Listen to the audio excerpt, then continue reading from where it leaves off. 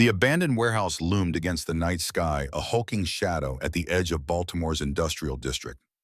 Rain pattered against the corrugated metal roof, creating a steady drumbeat that masked the footfalls of the men moving through the darkness below.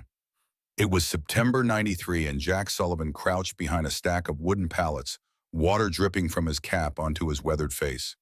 At 58, he was older than most of the SEAL team operatives flanking him, but 20 years of special operations had honed him into a weapon that age had yet to blunt. "Alpha team in position," came the whisper through his earpiece. Jack's eyes narrowed as he studied the makeshift lab where a notorious arms dealer was retrofitting Soviet-era chemical warheads for sale to the highest bidder. 6 months of intelligence work had led to this moment. Rain continued to drum on the metal roof as lightning briefly illuminated the warehouse's cavernous interior through the skylights. "Bravo team ready," Jack whispered, his voice a graveled rumble. The flashbang grenades detonated simultaneously, transforming the warehouse into a chaos of blinding light and disorienting sound. Jack moved with practiced precision, his Colt M1911A1 an extension of his arm. The first guard went down before he could raise his weapon. The second managed to get off a wild shot that ricocheted off a metal support beam. The third guard, however, had better aim. White-hot pain seared through Jack's shoulder as the bullet found its mark. He stumbled, but didn't fall, pivoting to return fire. The guard collapsed in a heap as Jack's shot caught him center mass. Blood soaked through Jack's tactical vest, but adrenaline kept him moving forward toward the primary target. Through the swirling smoke, Jack caught sight of the arms dealer fleeing toward a rear exit. With a burst of speed belying his age, Jack intercepted him, tackling the man to the concrete floor. They grappled briefly before Jack subdued him with a precision strike to the throat. "Target secured," Jack reported, binding the dealer's wrist with zip ties as blood from his own wound pooled beneath him. The mission was complete, but the cost had been high. "Sullivan's hit," someone called out. "We need medevac." As consciousness began to slip away, Jack thought fleetingly of his wife Sarah, killed years ago in a car accident, and their daughter who had died in service overseas. The faces of the two women he'd loved and lost blurred before him as darkness claimed him. 30 years later, the memory of that night still occasionally woke Jack Sullivan in the early hours of morning, his shoulder aching where the bullet had torn through muscle and bone. Now 88, with a full head of silver hair and a body that remained remarkably fit despite its years, Jack sat on the porch of his modest Pinewood home, watching the sunrise paint the eastern sky in hues of gold and amber. The small town of Pinewood had been his home for 3 decades, ever since he traded in his role with Naval Special Warfare for a quieter life in local law enforcement. Even then, he couldn't quite leave behind his instinct to protect. Now, after 30 years as a respected police officer in this tight-knit community, retirement loomed just 1 week away. Jack sipped his black coffee, savoring the bitter warmth as his gaze drifted to the gleaming Chevrolet Impala in his driveway. The 1967 model had been his pride and joy for decades, maintained in pristine condition with its original tuxedo black paint and red interior. In a world of constant change, the Impala represented permanence, something Jack had found precious little of in his long life. His service weapon, the same model Colt M1911A1 he'd carried during his SEAL days, rested in its holster on the table beside him. Some habits were too deeply ingrained to break, and Jack never felt quite right without the reassuring weight of the firearm within reach.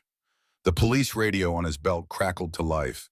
"Unit 14, this is dispatch. Chief wants to see you before you start patrol." Jack lifted the radio. "Copy that. On my way."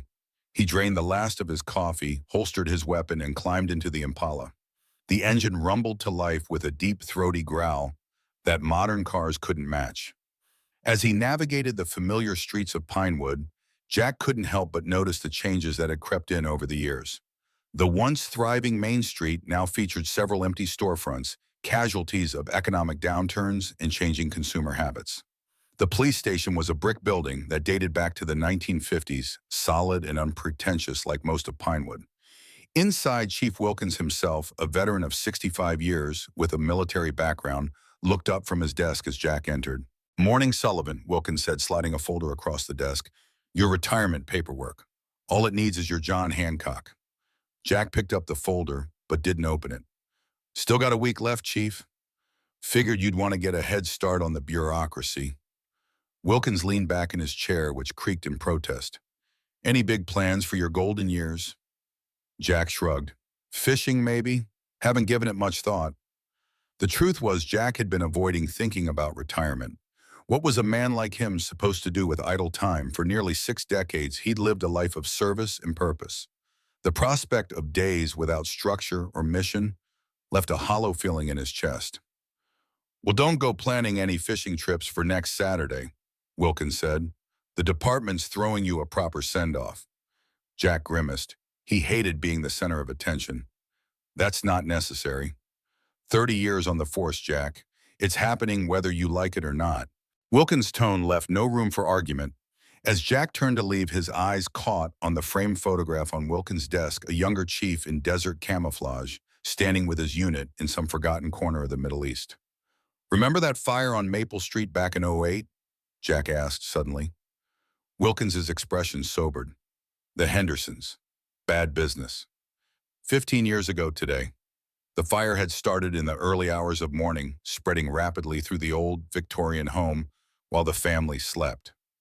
Jack had been first on scene, managing to rescue the parents and their teenage son before the roof collapsed. But the daughter, just 7 years old, had been trapped in an upstairs bedroom. By the time firefighters reached her, it was too late. You did everything you could, Jack, Wilkins said quietly, recognizing the shadow that passed over his officer's face. Jack nodded, not trusting himself to speak. Even after all these years, the memory of that night haunted him. The desperate screams of the mother, the heat of the flames against his face as he tried and failed to reach the child. One more soul he couldn't save. Take it easy today, Wilkins suggested. Patrol the quiet neighborhoods. No sense risking your neck your last week on the job. Jack tucked the retirement paperwork under his arm. I'll do my job until my last day, same as always. The autumn afternoon stretched long shadows across Pinewood as Jack patrolled the eastern edge of town in his squad car. This area had once been middle-class housing, but economic hardship had transformed parts of it into neglected properties, where hope seemed to have packed up and left along with former residents. He cruised slowly down Maple Lane, where several abandoned houses stood like ghosts among the still-occupied homes. His radio crackled to life. Unit 14, we've got a report of suspicious activity at 1623 Maple Lane. Maple. Caller reported seeing lights in what they believed was an empty house. Copy that, Jack responded. I'm on Maple now. We'll check it out. He pulled up to 1623, a 2-story house with fading blue paint and an overgrown yard. The mailbox hung askew from its post, and newspapers had piled up on the porch. All the hallmarks of abandonment, yet something about the scene made Jack's instincts prickle. Drawing his service weapon, Jack approached cautiously. The front windows were dark, but he noticed a faint path worn through the high grass around the side of the house. Moving silently despite his age, Jack followed the path to the rear of the property. A small back window showed signs of being recently forced open. Jack radioed in his position and findings before trying the back door. To his surprise, it was unlocked. Inside the house was silent save for the settling creaks common to older structures. Dust covered most surfaces, but Jack immediately noticed inconsistencies, areas where the dust had been disturbed, suggesting recent movement. The kitchen contained an empty cereal box and a carton of milk in the refrigerator that hadn't yet expired. Someone had been here and recently. As Jack moved through the first floor, his flashlight beam cutting through the gloom, a soft sound caught his attention. Faint, almost imperceptible, but to ears trained through decades of high-stakes operations, unmistakable. The sound of shallow breathing. Jack followed the sound to a side room off the main hallway. His beam illuminated what appeared at first to be a bundle of clothing on the floor. Then he saw the tiny fingers, the matted hair, the slight rise and fall of labored breathing. Dear God, he whispered, holstering his weapon and dropping to his knees beside the small figure. A little girl, no more than 7 or 8, lay curled on her side. Her clothes hung from a frame far too thin, and her skin was pale as moonlight. But what struck Jack most were her eyes, large, deep brown, and somehow still alert despite her evident distress. Those eyes locked onto his with an intensity that made his hands tremble as he reached for his radio. Unit 14 requesting immediate medical assistance. I have a child in critical condition at 1623 Maple Lane. Repeat, child in critical condition. Send an ambulance now. Jack gently touched her forehead, finding it burning with fever. It's going to be okay, sweetheart. Help is coming. His voice broke as he carefully adjusted her position, noticing the marks around her wrists and the alarming thinness of her arms. The girl's lips moved, but no sound came out. "Don't try to talk. Save your strength." Jack removed his jacket and wrapped it around her, fighting back emotions he hadn't allowed himself to feel in years. As he cradled her small form, he noticed something clutched tightly in her tiny fist, a handmade bracelet with a single word stitched into the fabric. "Rose," Jack read aloud. "Is that your name, Rose?" The girl's eyes widened slightly, a recognition perhaps, before they began to close. "Stay with me," Jack urged, his voice rising. "The ambulance is almost here. Stay with me, please." As sirens wailed in the distance, the child's lips parted again. This time her whisper was just barely audible. "Rose keeps secrets." Jack felt a chill run down his spine that had nothing to do with the autumn air. Something about this child, this situation, awakened every protective instinct he possessed. This wasn't just another call. This wasn't just another victim. This moment would change everything. The fluorescent lights of Pinewood Memorial Hospital cast harsh shadows across the waiting room as Jack sat hunched forward, his police cap clutched between weathered hands. 4 hours had passed since they'd rushed the little girl through the emergency room doors, and still no word. "Officer Sullivan," a tired voice broke through his thoughts. Jack looked up to see Dr. Eleanor Mitchell, her silver-rimmed glasses perched on her nose, clipboard in hand. At 68, Eleanor had been a military doctor before settling in Pinewood. She and Jack shared the bond of those who had served, though they rarely spoke of their respective pasts. "How is she?" Jack asked, rising to his feet. Eleanor gestured to the chairs. "She's stabilized, but her condition is serious. Severe malnutrition, dehydration, and a respiratory infection. We're treating aggressively." "Will she—" Jack couldn't finish the sentence. "She's responding to treatment," Eleanor said, her expression softening. "She's a fighter, that one. But I'm concerned about more than her physical condition." Jack nodded, understanding the unspoken message. "Has she said anything, told you her name?" "Nothing yet. We've registered her as Jane Doe for now." Eleanor hesitated. "Officer, there are signs that concern me. The marks on her wrists and ankles suggest long-term confinement. And her reaction to basic things, a television, even the hospital food tray, indicates she may have been isolated for an extended period." Jack's jaw tightened. "I found something clutched in her hand, a bracelet with the name Rose on it. That might be her name or someone important to her." Eleanor made a note. "We'll try using it when she wakes up. And Jack, there's something else. One of our newer nurses, Sarah, has been spending extra time with the girl. Nothing unusual about that except..." "Except what?" "I caught her taking photos of the child on her phone.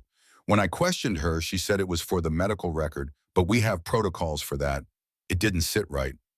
Jack frowned. "What's this nurse's full name?" "Sarah Winters. She's been with us about 6 months. Good nurse, keeps to herself." Eleanor glanced at her watch. "She's on shift now if you want to observe her. Just be discreet." "When can I see the girl?" "She's sleeping now. Come back tomorrow morning." As Jack walked through the hospital parking lot, his mind raced with questions. Who was this child? Where had she come from? Why had she been left alone, and what secrets did the mysterious Rose keep? The pieces didn't fit together yet, but Jack had spent a lifetime assembling puzzles with missing pieces. This one felt different, though, more urgent, more personal, as if the universe had placed this child in his path for a reason. His phone rang as he reached his car. It was Chief Wilkins. "Sullivan, what's this I hear about you finding the kid?" Jack slid into the driver's seat.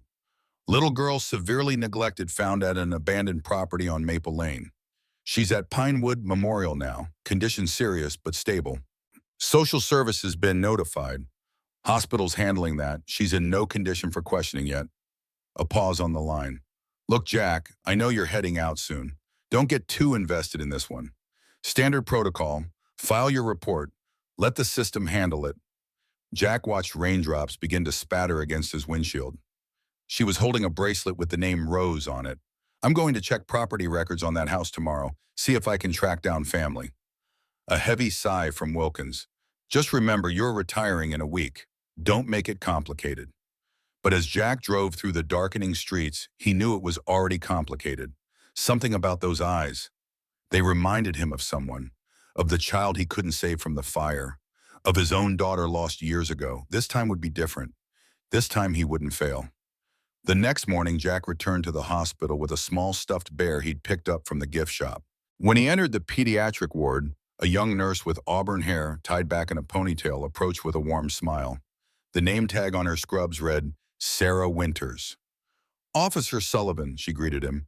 Dr. Mitchell said you might come by. Our Jane Doe is awake, but her smile faltered. She's not responding much to anyone. Jack studied the nurse's face carefully, looking for any signs of deception or concern, but saw only professional compassion. Is it all right if I see her? He asked. Sarah nodded. Of course. But Dr. Mitchell suggested you might want to leave your uniform jacket and badge here. The girl seems frightened by uniforms.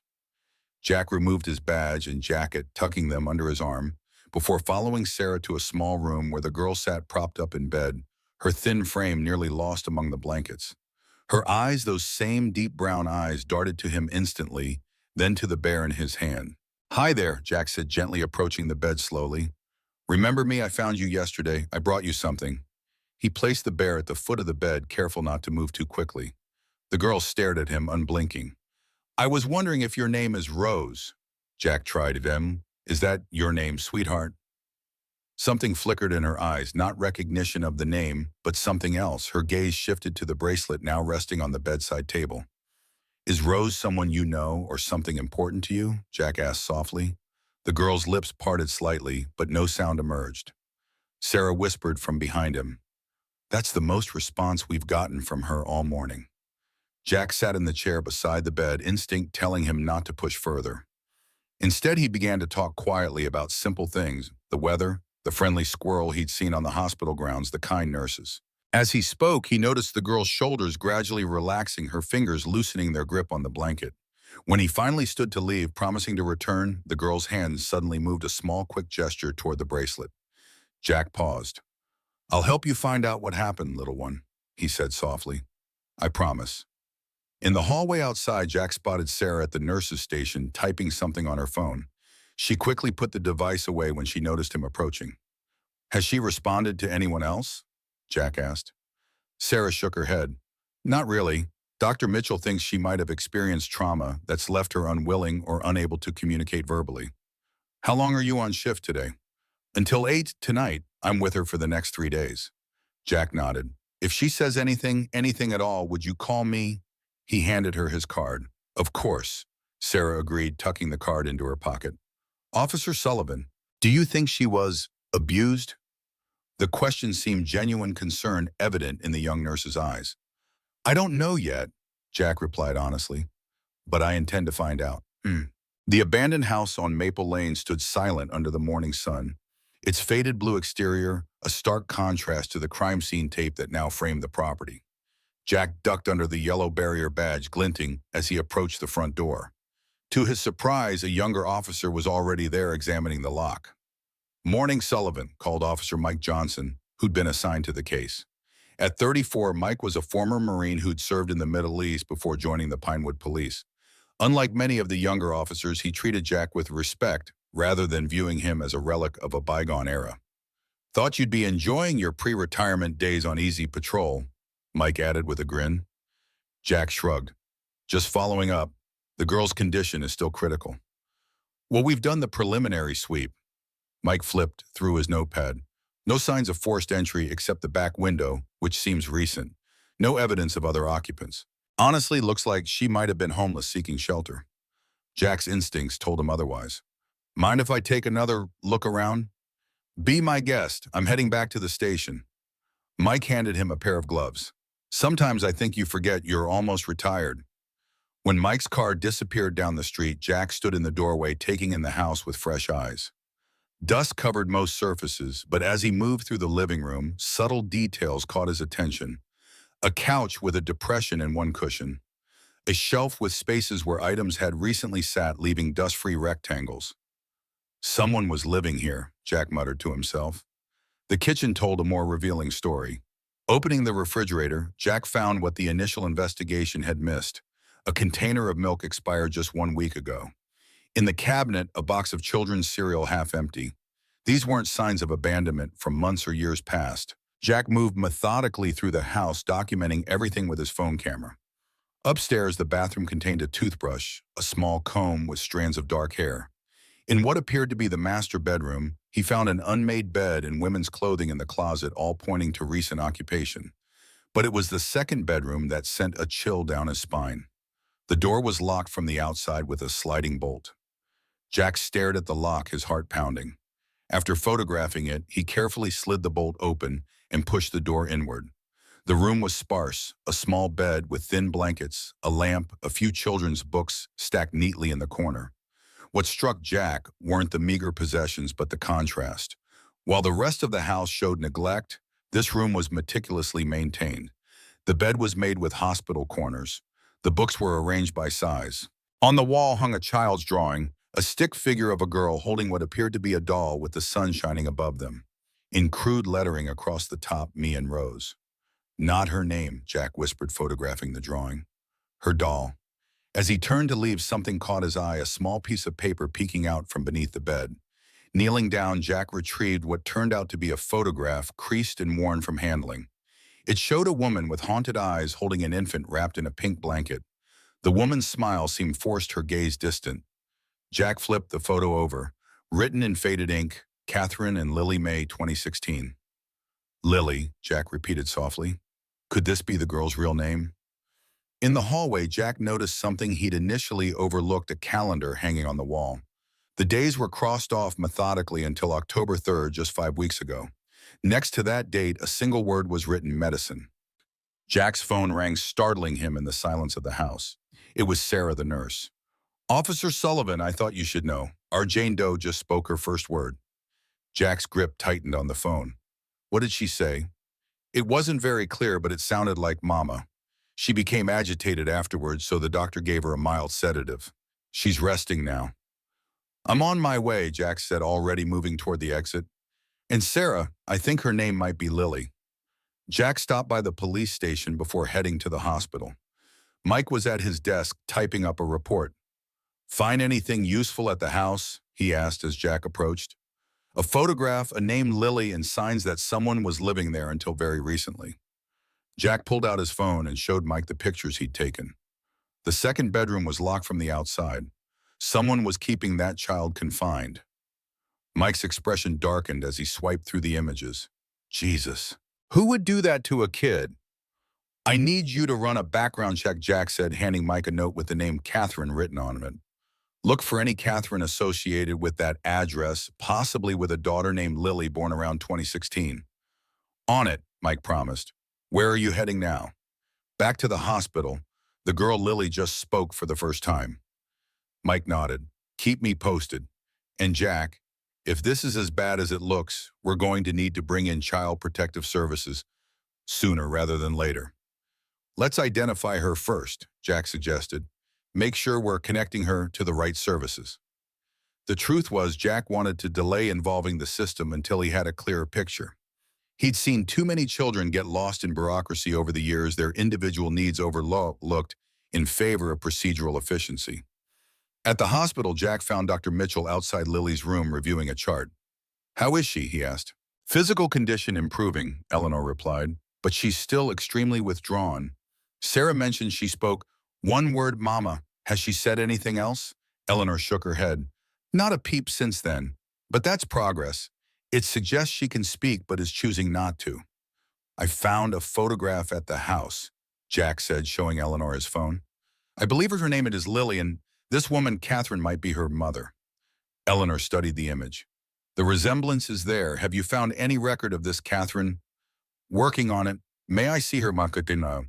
"Of course, she's been asking for you in her way." Jack raised an eyebrow. "Her way. She keeps looking at the door every time someone walks by, and she won't let go of that bear you brought her." Inside the room, Lily was sitting up in bed, the stuffed bear clutched tightly to her chest. When she saw Jack, something changed in her expression, not quite a smile, but a softening, a recognition. "Hello, Lily," Jack said softly. The girl's eyes widened at the name. "That's right. I think your name is Lily. Is that correct?" A slight, almost imperceptible nod. Jack felt a surge of hope. "And the lady in this picture," he said, showing her his phone, "is this your mama?" Lily stared at the photograph for a long moment, then nodded again more definitively this time. "Where is your mama now, Lily?" Jack asked gently. Lily's eyes filled with tears. She shook her head slowly, then raised one small hand toward the ceiling. The message was clear, even without words. Catherine was gone. Dead, or at least gone somewhere Lily couldn't reach. "I'm so sorry, sweetheart," Jack said, his voice thick with emotion. "Can you tell me what happened?" Lily stared at him, tears rolling silently down her cheeks, but offered no further communication. "That's okay," Jack assured her. "You don't have to talk until you're ready." He pulled the chair closer to her bed and sat down. "Would it be all right if I read you a story?" Lily nodded, and Jack picked up one of the children's books the hospital had provided. As he read about a brave little rabbit who had lost its way in the forest but ultimately found its home, Lily's body gradually relaxed. By the time he finished the story, her eyelids were drooping. "I'll come back tomorrow, Lily," Jack promised as he stood to leave. As he reached the door, a small voice stopped him in his tracks. "Rose?" Jack turned back. Lily was pointing at the bracelet on her bedside table. "Rose keeps secrets," she whispered, her voice barely audible. "What kind of secret does Rose keep?" Jack asked, keeping his tone gentle despite his racing heart. Lily shook her head, eyes already closing from exhaustion. "Important ones," she murmured before drifting off to sleep. Jack's phone rang as he walked through the hospital parking lot. It was Mike. "Sullivan, you're going to want to hear this. I found a Catherine Reed who purchased that house on Maple Lane 7 years ago. Paid cash, which is unusual for that neighborhood. Any record of a daughter named Lily? That's where it gets strange. No birth certificate, no school enrollment, no pediatric records. It's like the kid doesn't officially exist." Jack frowned. "That's not possible. Every child has a birth certificate." "Unless the birth was never registered," Mike pointed out. "It happens more often than you'd think, especially with people trying to stay off the grid." "What else did you find on Catherine Reed?" "Not much. No employment history I can find. But I did locate one police report from 9 years ago, a domestic disturbance call involving Catherine Reed and a man named Richard Blackwood. She declined to press charges." "Any idea what happened to her?" The little girl indicated her mother might be deceased. "Nothing in our system, but I'm still looking." "There's one more thing, though," Mike added, his voice taking on a more serious tone. "I got a call from County Child Protective Services.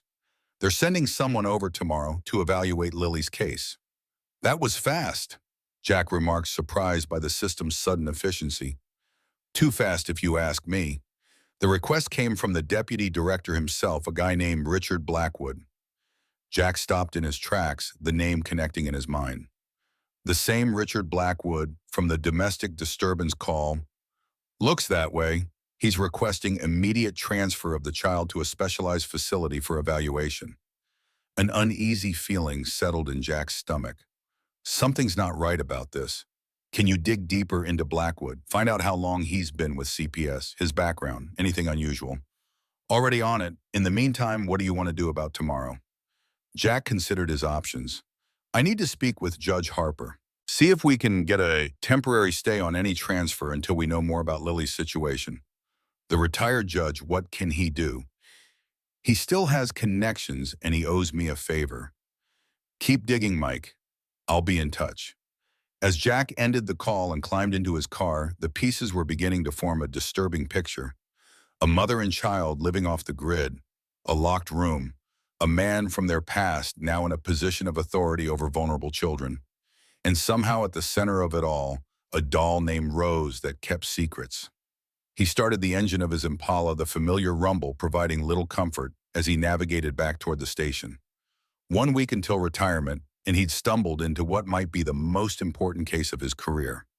Chief Wilkins had warned him not to make it complicated, but Jack had a sinking feeling that this was just the beginning of a very complicated situation indeed. That evening, Jack sat in his living room, case files spread across his coffee table. He'd pulled every scrap of information they had on 1623 Maple Lane, Catherine Reed, and Richard Blackwood.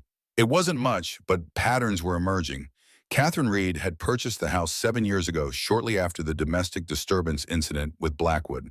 No mortgage paid in cash, unusual for someone with no apparent source of income. Blackwood, meanwhile, had risen through the ranks of County Child Protective Services over the past 8 years, now serving as deputy director with considerable influence over case assignments and placements. Jack's phone rang, interrupting his thoughts. It was Judge Harper. "Sullivan," the old judge's gravelly voice greeted him. "Mike Johnson filled me in. Sounds like you've stepped in it again." At 75, William Harper had retired from the bench 5 years earlier, but he still maintained connections throughout the county's legal system. He and Jack had a long history dating back to a case early in Jack's police career when he provided key evidence that helped Harper convict a particularly vicious criminal. "I need your help, Bill," Jack said. "Something about this situation feels wrong.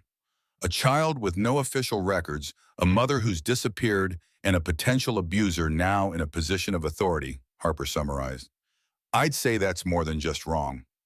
Blackwood has filed for immediate custody transfer. Can you help delay it? I can make a call to Judge Ramirez. She's handling emergency placement cases this month. But I'll need something concrete, Jack, a legitimate reason to intervene. The child only spoke for the first time today. She's traumatized, malnourished. Moving her now could be detrimental to her recovery. That might buy you 48 hours at most," Harper warned. "After that, you'll need something more substantial if you want to keep her out of the system." "I'm working on it. Be careful, Jack. If Blackwood is what you suspect, he won't appreciate interference." After ending the call, Jack returned to his files, determined to find a connection he might have missed. Around midnight, exhaustion finally overcame him, and he drifted off on the couch, files still scattered around him. His dreams were troubled visions of the house fire from 15 years ago, the small child he couldn't save now, wearing Lily's face. In the dream, he ran toward her through endless, burning corridors, never able to reach her before the flames consumed everything. Jack awoke with a start as his phone rang. The clock read 3:17 a.m. It was Mike Johnson. "Sullivan, you need to get to the hospital now." Mike's voice was urgent. "Someone just tried to remove Lily." Fully alert in an instant, Jack was already reaching for his keys. "What happened?" Night security caught a man and woman trying to take her from her room. They had paperwork, looked official, but something seemed off to the guard. They fled when questioned. Hospital called it in. "Is Lily all right?" "Shaken but physically unharmed." "I'm heading there now." "Me too, and Mike." "Good work." Jack drove through the deserted streets of Pinewood, his mind racing. This confirmed his suspicions that something larger was at play, but it also meant that Lily was in even greater danger than he'd initially thought. At the hospital, Jack found Mike in Lily's room, along with a security guard and Dr. Mitchell, who had been called in. Lily sat huddled in her bed, clutching her bear with white-knuckled intensity, her eyes wide with fear. "What happened?" Jack asked the security guard. "Man and woman claiming to be from County Child Services arrived around 2:30 a.m., the guard explained. "Had transfer papers for the child. Said it was an emergency placement. Something didn't sit right, middle of the night, no prior notification. When I called to verify, they got it agitated and left." "Did you get their names?" "Papers were signed in by a Richard Blackwood, but these two weren't him. No identification provided." Jack turned to Mike. "Security cameras. Already pulled the footage. Car had obscured plates, but we should be able to get images of the individuals." Dr. Mitchell spoke up. "This child is in no condition to be transferred, emergency or otherwise. Her physical state alone contraindicated moving her, let alone the psychological impact." Jack approached Lily's bed, slowly kneeling to eye level. "You're safe now, Lily. No one is going to take you away." The little girl stared at him, then at the door, her body trembling slightly. "Bad people," she whispered, her voice barely audible. "They want Rose." Jack exchanged glances with Mike. It was the most Lily had spoken at once, and it confirmed their suspicions that the doll, or what it represented, was central to whatever was happening. "Do you know the bad people, Lily?" Jack asked gently. Lily shook her head, then nodded, then shook it again, confusion evident in her expression. "It's okay," Jack reassured her. "We'll figure it out together." Dr. Mitchell cleared her throat. "She needs rest, gentlemen, and I'm prescribing a private security detail outside this room until further notice." "I'll stay," Jack volunteered immediately. "Me too," Mike added. Eleanor smiled slightly. "I had a feeling you'd say that. I'll have coffee sent up." As she and the security guard left, Jack settled into the chair beside Lily's bed. The girl's eyes were still wide with fear, darting to the door at every sound from the hallway. "Try to sleep, Lily," Jack encouraged her. "Officer Johnson and I will be right here. No one will get past us." Lily clutched her bear tighter, but her rigid posture gradually relaxed. Eventually, her eyelids drooped and she fell into an uneasy sleep. "What do you make of this?" Mike asked quietly once Lily was asleep. "Middle of the night transfer attempt. That's not standard protocol for any child services agency I know of." Jack shook his head. "Someone's desperate. The question is, what are they after?" The girl mentions Rose, her doll, keeping secrets. What kind of secrets would justify this level of risk? "I've been doing some digging into Blackwood," Mike said, keeping his voice low. "His rise through CPS has been meteoric, almost like someone was clearing the path for him. And there have been complaints, nothing that's stuck, but several families have claimed irregularities in their cases when he was involved." "We need to find that doll," Jack decided. "Lily says it keeps secrets. I think it might be the key to understanding what's happening here." "I'll head back to the house at first light, do another thorough search." As the night deepened into the stillness before dawn, Jack watched Lily sleep, her small face finally peaceful in unconsciousness. He thought of his own daughter lost so many years ago, and of the child from the fire he couldn't save. A fierce protectiveness welled up inside him, surprising in its intensity. 1 week until retirement. He'd imagined spending these final days handling routine calls, saying goodbye to colleagues, perhaps reflecting on his long career. Instead, here he was standing guard over a traumatized child, facing an unknown threat, with only pieces of a complex puzzle. But one thing was becoming increasingly clear. Whatever secrets Rose kept, they were valuable enough that someone was willing to go to extraordinary lengths to obtain them. And Jack was just as determined to make sure they failed. Outside the hospital window, the first pale light of dawn began to creep over the horizon, illuminating a new day and the challenges it would bring. Jack Sullivan, with 1 week left on the force, settled deeper into his chair, his hand resting near his service weapon, ready for whatever came next. The morning light filtered through the dense pines surrounding Jack Sullivan's cabin, painting dappled shadows across the weathered porch. Located an hour's drive north of Pinewood, the rustic structure stood as a testament to a simpler time: hand-hewn logs stacked and sealed with precision, a sturdy stone chimney rising from the steep pitched roof. Jack had built this sanctuary with his own hands, after leaving active service, a place where the ghosts of his past seemed less insistent. Now, as he guided his Impala down the narrow dirt road leading to the clearing, the cabin represented something else entirely. Safety for a child whose very existence seemed threatened by forces Jack was only beginning to understand. "Is this where you live?" Lily asked from the back seat, her small face pressed against the window. It was the first complete sentence she'd spoken without prompting, and Jack couldn't help but smile. "Sometimes," he answered, catching her eye in the rearview mirror. "It's my quiet place." Beside him, Jessica Reed, formerly Nurse Sarah Winters, clutched her bag tightly, her eyes scanning the surrounding forest. The truth of her identity had emerged during a tense confrontation at the hospital just hours earlier, after Jack had confronted her about the photographs she'd been taking of Lily.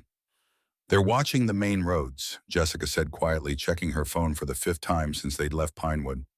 "Blackwood has connections everywhere." Jack nodded grimly as he brought the Impala to a stop before the cabin. "No signal up here. That's intentional." The three of them had fled the hospital just before dawn after Judge Harper's emergency intervention had temporarily blocked Blackwood's custody claim. Harper couldn't hold them off for long, 48 hours at most, but it had given Jack the window he needed to move Lily to safety.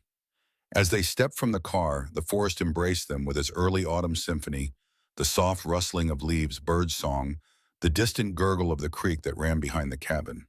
Jack watched as Lily took in her surroundings, her eyes widening with what appeared to be recognition. "Trees like in the picture," she whispered. Jessica knelt beside her. "What picture, sweetheart?" "The one Mommy drew, of our safe place, boy." Jack and Jessica exchanged glances. Another piece of the puzzle. "Let's get inside," Jack suggested, retrieving their hastily packed bags from the trunk. "We've got a lot to talk about." The cabin's interior was simple but comfortable: an open living area with a stone fireplace, a small kitchen, and 2 bedrooms. Hunting rifles and fishing gear hung on the walls alongside photographs of Jack's younger days in the service. A bookshelf sagged under the weight of well-worn volumes: military history, wilderness, survival guides, and dog-eared paperback mysteries. Jessica helped Lily settle onto the worn leather sofa while Jack built a fire. The morning air carried autumn's chill, especially this far north. "Are you hungry?" Jack asked Lily, who clutched Rose, her handmade doll, tightly against her chest. The doll had been recovered from the house on Maple Lane by Mike Johnson, who'd continued searching after Jack and Jessica had taken Lily from the hospital. Lily nodded, her eyes fixed on the growing flames in the fireplace. "I'll make something," Jessica offered, moving toward the kitchen, where Jack had pointed out the well-stocked pantry. Like most veterans, Jack believed in being prepared that cabin's food supplies could last months if needed. As Jessica busied herself preparing a simple breakfast, Jack sat across from Lily, choosing his words carefully. "Lily," he began, "we need to understand what happened to you and your mother. Can you tell me about Catherine, about your mom?" The girl's gaze remained on the fire, but her small voice emerged steady. "Mommy got sick. She said the medicine stopped working." Her fingers worked nervously at the seam of Rose's dress. "She said we had to hide because the bad man would come." "Was the bad man named Richard?" Jack asked gently. "Richard Blackwood." Lily nodded, a visible shudder passing through her tiny frame. "He wants Rose. Mommy said Rose keeps secrets that would make him go away forever." Jack leaned forward, careful to maintain a non-threatening posture. "What happened after your mom got sick?" "Lily, where did she go?" Tears welled in the child's eyes. "She went to sleep and didn't wake up. I tried to wake her up, but she was cold." Her voice dropped to a whisper. "I stayed with her for 2 days before I got hungry. Then I looked for food, but it was all gone." Jessica had paused her breakfast preparations, listening from the kitchen, her own eyes glistening. "You're very brave, Lily," Jack said, his voice thick with emotion. "Did anyone else come to the house after your mom, after she went to sleep?" Lily shook her head. "Mommy said not to open the door for anyone, not to make noise, to stay hidden until the good person came." Her eyes, suddenly intense, locked onto Jack's. "She said I would know the good person because they would be kind and they would understand about Rose." Jack felt a chill that had nothing to do with the morning temperature. Catherine Reed had somehow known, or at least hoped, that someone would find her daughter. Had she been watching him as he'd patrolled the neighborhood for years? Had she selected him specifically as Lily's protector? The implications were both disturbing and humbling. "Lily!" Jessica called from the kitchen, her voice deliberately light. "How do you like your eggs scrambled?" The momentary distraction gave Jack time to collect his thoughts. They needed more information, but pushing Lily too hard could be traumatic. The doll Rose was clearly key to understanding what Catherine had been hiding from Blackwood. But how to access whatever secrets it contained without frightening Lily further, the answer would have to wait. For now, establishing trust and safety took priority. After breakfast, Jack stepped onto the porch to call Mike on the satellite phone he kept for emergencies, one of the few reliable communication methods this far from cell towers. "Sullivan," Mike answered on the first ring. "Thank God." "Where are you? Somewhere safe," Jack replied, deliberately vague despite his trust in Mike. "What's happening there?" "All hell's breaking loose. Blackwood's filed a formal complaint alleging kidnapping. Chief Wilkins is running interference, saying you're on approved leave, but it won't hold for long. There's an APB out for you, Jessica Reed, and the child." Jack absorbed this with grim resignation. He'd known there would be consequences. "What about the house on Maple Lane? Any sign of Catherine Reed's body?" "That's the strange part," Mike said, lowering his voice. "We did a thorough search based on Lily's statement. Nothing. No body, no evidence of death on the premises. But we did find something else, a hidden compartment under the kitchen floorboards. Empty, but recently used." Jack's mind raced with possibilities. Had someone removed Catherine's body, or had she not died there at all? "Keep digging," Jack instructed. "Focus on Blackwood. I need everything you can find: professional history, personal connections, financial records. If he's involved in something bigger than just Lily, there will be traces." "Already on it. I've been talking to other child welfare workers quietly.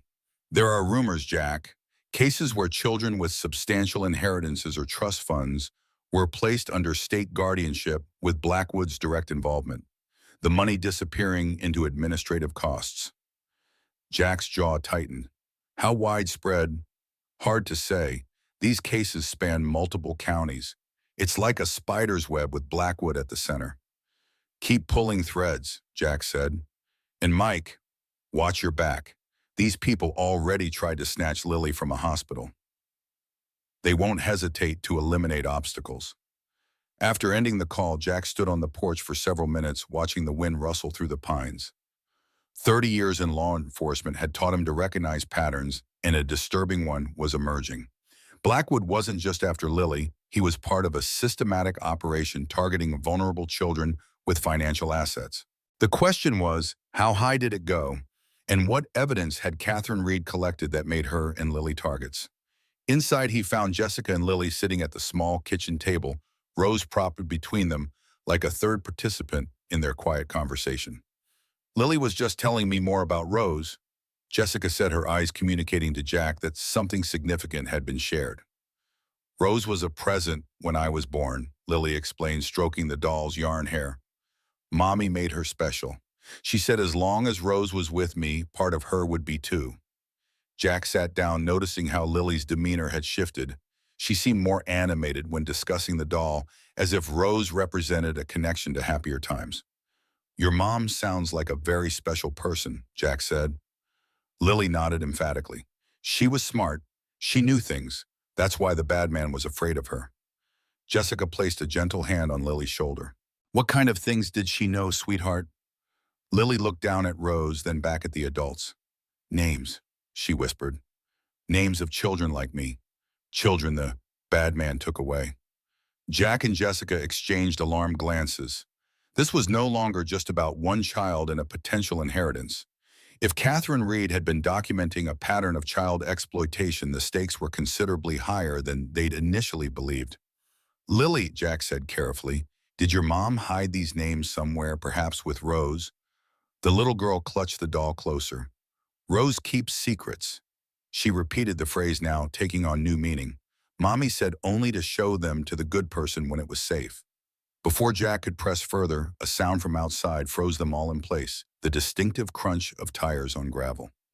Stay here, Jack instructed, moving swiftly to the window. Through the trees, he could make out a dark SUV approaching slowly up the dirt road. Not Mike's vehicle, and certainly not anyone who should know their location. Jack's hand moved automatically to his service weapon. Jessica, take Lily to the back bedroom. There's a trap door under the rug leading to a root cellar. Go now. Jessica didn't hesitate, gathering Lily and Rose in one fluid motion and disappearing down the hallway. Jack positioned himself beside the front door, drawing his Colt M1911A1 and checking the chamber with practiced efficiency. Decades of training had prepared him for moments like this. Moments when threats materialized and decisions had to be made in split seconds. The SUV stopped 50 yards from the cabin, its engine idling. Through the window, Jack could see two men inside, both wearing dark clothing. Neither made a move to exit the vehicle. Surveillance, Jack realized. They'd found the cabin, but weren't certain of its occupants. The question was, how had they followed them from Pinewood? Or had Jessica's phone been tracked before they'd left cellular range? Jack weighed his options. He could confront the observers directly, potentially triggering a dangerous confrontation with Lily present. Or he could wait, allow them to report back to Blackwood, and use the time to relocate. Neither choice was ideal. A third option materialized when the distinct sound of an approaching vehicle echoed through the trees, another car coming up the road. The SUV's occupants noticed too quickly, backing up and retreating the way they'd come, apparently unwilling to risk being seen. Jack remained in position, weapon ready, until Mike Johnson's familiar police cruiser came into view. Only then did he step onto the porch, gesturing for Mike to kill the engine and approach quietly. You weren't followed, Jack asked as Mike jogged up the steps. Mike shook his head. Took every precaution. But Jack, we've got problems. Blackwood's people are everywhere. 3 unmarked vehicles watching your house in town, another at the station. They found my connection to you too. My place was searched while I was on shift. Jack ushered him inside, closing the door behind them. You just missed some of Blackwood's surveillance. Black SUV, 2 occupants retreated when they heard your car. Mike's expression darkened. How the hell did they find this place? That's what I'd like to know, Jack replied, holstering his weapon. Jessica, it's safe. Mike's here. Jessica emerged from the back room, Lily half hidden behind her. The child's eyes darted nervously between the adults. I've got something, Mike said, patting the messenger bag slung over his shoulder. Records on Blackwood going back 15 years, including his transition from private practice to Child Protective Services, plus financial documents showing irregular patterns in accounts connected to children under state guardianship. How did you get those? Jessica asked, impressed. Let's just say not everyone in the department is happy with how things have been running. Mike glanced at Jack. Chief Wilkins is officially ordering you to stand down, but unofficially he told me to give you this. Mike handed Jack a folded piece of paper. On it, in Wilkins's distinctive scrawl, was a single name, David Henderson, followed by an address. Who's Henderson? Jessica asked, peering over Jack's shoulder. Former social worker, Jack replied. Retired now. According to this, he handled Catherine Reed's case before Blackwood took over. Henderson might have answers about Catherine's investigation, Mike suggested. But approaching him is risky. Blackwood's people will be watching anyone connected to the case. Jack folded the paper and tucked it into his pocket. We need those answers. If Catherine documented other cases like Lily's, that evidence could expose whatever operation Blackwood's running. Jessica's face showed concern. But we can't leave Lily unprotected, and we can't take her with us to meet Henderson. It's too dangerous. Jack considered their limited options. Mike, I need you to take Jessica to meet Henderson. I'll stay with Lily. The fewer people who know our location, the better. I should stay with Lily, Jessica protested. I'm her family. Henderson knew Catherine, Jack countered. He'll respond better to you as her sister, and Mike provides official cover if you're stopped. Jessica clearly didn't like it, but she nodded reluctantly. We'll need to be quick. Those men in the SUV will be back probably with reinforcements. I've got a better defensive position here than anywhere else, Jack assured her, and I'm not exactly inexperienced with hostile situations. Mike checked his watch. Henderson lives about 40 minutes from here. If we leave now, we can be back before dark. As Jessica prepared to depart, she knelt before Lily, who had remained unusually quiet during the adults' discussion. I'll be back soon, sweetheart, she promised. Officer Mike and I are going to meet someone who knew your mom, someone who might help us. Lily nodded solemnly, clutching Rose to her chest. Be careful of the bad people, she whispered. Jessica hugged her tightly. I will. You stay with Officer Jack. He'll keep you safe. After Jessica and Mike departed, Jack secured the cabin, checking windows and doors, positioning himself for optimal sightlines of the approach road. The years had taught him to prepare for worst-case scenarios, and this situation qualified by any measure. Are we in danger? Lily asked, her small voice startling Jack from his tactical assessments. He turned to find her standing in the center of the living room. Rose dangling from one hand, her expression unnervingly adult in its comprehension. Jack saw no point in lying. There are people looking for you, Lily. People who want Rose and the secrets she keeps. But I won't let them find you. Lily studied him with those penetrating brown eyes. Mommy said the good person would protect me. She watched you from the window sometimes when you drove by our house. The confirmation of his earlier suspicions sent a chill down Jack's spine. Your mom was very smart. Lily nodded. She said you were sad inside, like her. The simple observation delivered with a child's directness caught Jack off guard. Before he could respond, Lily continued, I'm hungry. Can we have lunch? Jack welcomed the change of subject. Of course, how about grilled cheese sandwiches? As they moved to the kitchen, Jack maintained his vigilance, checking windows between gathering ingredients and heating the pan. Lily sat at the table watching his movements with curious eyes. You walk like the soldiers in Mommy's pictures, she observed. I was a soldier once, Jack acknowledged, flipping a sandwich in the pan. A long time ago. Did you fight bad guys? Sometimes, but most of the time we tried to help people who couldn't help themselves. Lily considered this. Like you're helping me. Exactly like that. The afternoon passed slowly as they awaited Jessica and Mike's return. To distract Lily from the tension, Jack taught her how to play checkers, a game she picked up with remarkable speed. They were on their third match when Lily suddenly stiffened, her gaze fixed on the window. Someone's coming, she whispered. Jack moved to the window, keeping to the side to avoid being silhouetted. Through the trees, he could see not one but two vehicles approaching the black SUV from earlier, now accompanied by a larger unmarked van. Lily, Jack said calmly, remember the room where you and Jessica hid earlier? I need you to go there now. Take Rose and stay very quiet until I come get you. The little girl hesitated. Are the bad people here just some people I need to talk to? Go now, sweetheart.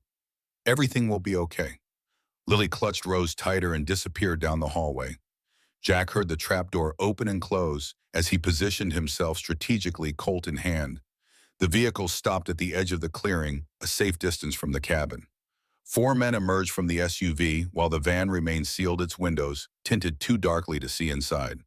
The men spread out in a tactical formation that Jack recognized immediately, not random thugs but trained operatives. One man stepped forward, hands conspicuously empty, his voice carrying across the clearing. "Officer Sullivan, we know you're in there. We're here for the child. No one needs to get hurt." Jack remained silent, assessing angles and cover positions. Four visible hostiles, unknown number in the van. Poor odds, but he'd faced worse. "The child is a ward of the state officer," the man continued. "You're interfering with a lawful custody order. Come out now and we can resolve this professionally." Still, Jack made no response, watching as the men exchanged glances and advanced slowly toward the cabin. Their movement suggested military or law enforcement training. These weren't ordinary child services employees. When they reached the midpoint of the clearing, Jack called out, "That's far enough. This property is private. You're trespassing." The men stopped, the leader squinting toward the cabin. "We have legal authority to recover the child, Sullivan. Don't make this difficult." "Show me your warrant," Jack challenged, "and your identification." The leader hesitated, then reached slowly into his jacket. Instead of documents, however, his hand emerged holding a compact radio. "Last chance, Sullivan. Send out the girl or we're coming in." Jack's finger tensed on the trigger of his Colt. "I'm a police officer. You take one more step toward this cabin and I'll consider it a threat." A tense silence followed, broken only by the soft whisper of wind through the pines. Then unexpectedly, the leader lowered his radio and signaled his men to fall back. "This isn't over, Sullivan," he called out. "You can't hide forever." Jack watched in suspicious disbelief as the men retreated to their vehicles. The abrupt withdrawal made no tactical sense unless the realization hit him like a physical blow.